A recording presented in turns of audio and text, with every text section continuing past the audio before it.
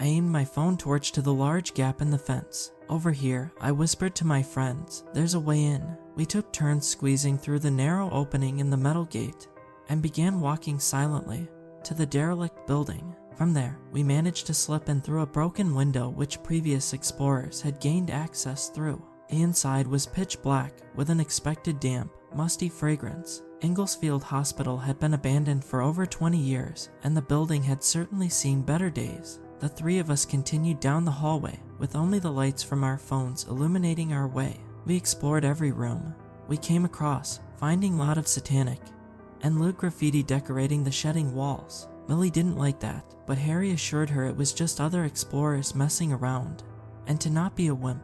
Moving quickly and quietly, we found ourselves in a large room which appeared to be a ward. Some of the beds were overturned, and there were some filthy gowns strewn across the floor. I began walking around, stepping over fallen cubicle curtains, when something caught my eye, a brown, leathery object slightly peeking out from under the mattress of one of the beds. I walk over to retrieve it, almost tripping on the curtain as I do so. It was a book.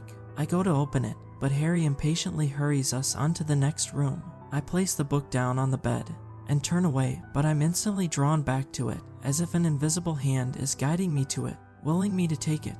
I slip the book into my coat pocket, cursing my curiosity. We soon found ourselves in some sort of office. Millie came across a dusty file cabinet filled with patient records. We began to curiously flick through them when Harry called out from a room down the corridor, forcing us to abandon our snooping. We reunite with Harry, who stood in front of an open fridge. "Look at this," he beckons. "What do you reckon's in here?" Millie held her nose as she approached. "Ugh, it stinks." I had to agree. An occupied sealed fridge that hasn't had power for decades certainly holds an odor. We shone our lights over the multiple opaque jars which inhabited the fridge, unable to see what, if anything, was in them. "Oh, Harry, just close it. It's disgusting." Millie whined. "I just want to see what's in here." Harry replied, "Maybe there's something at the back." Harry unexpectedly reached his hand in, causing Millie to squeal. "Are you insane? That's disgusting, now stop it."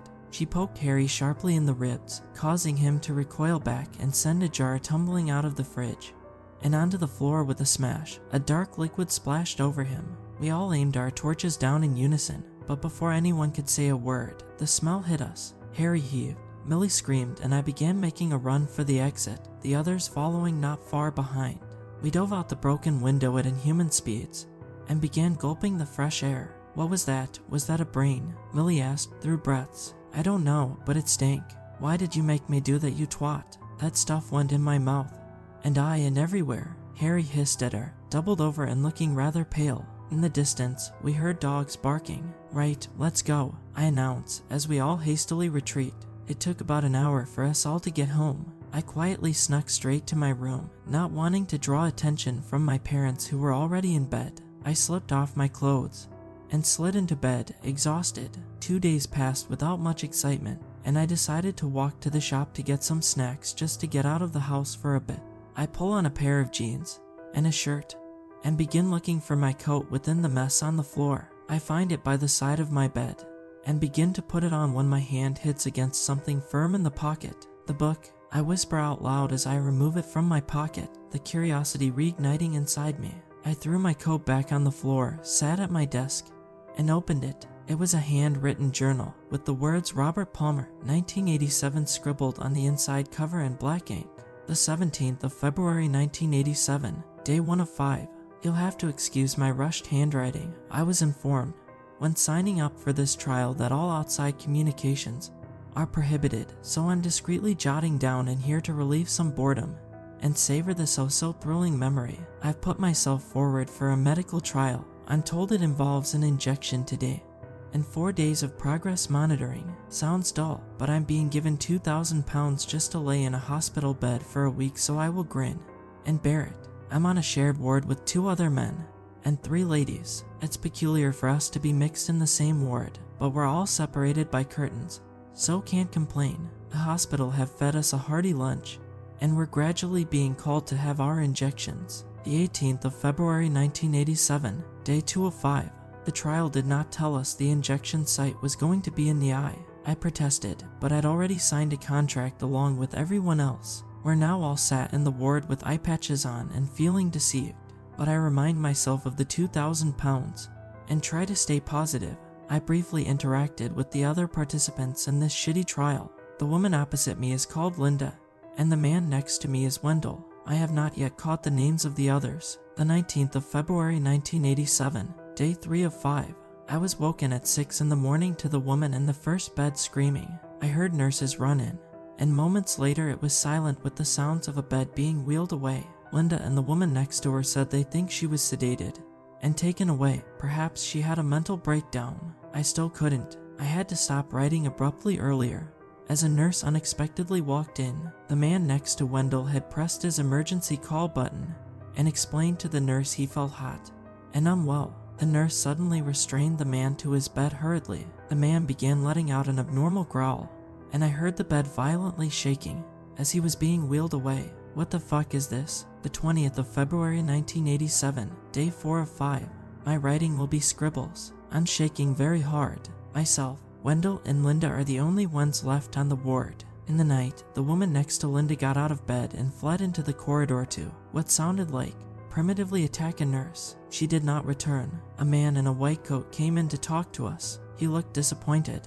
He told us that the drugs trial has failed and any negative effects are irreversible. He acted more like a stroppy toddler who didn't get his own way than a medical professional.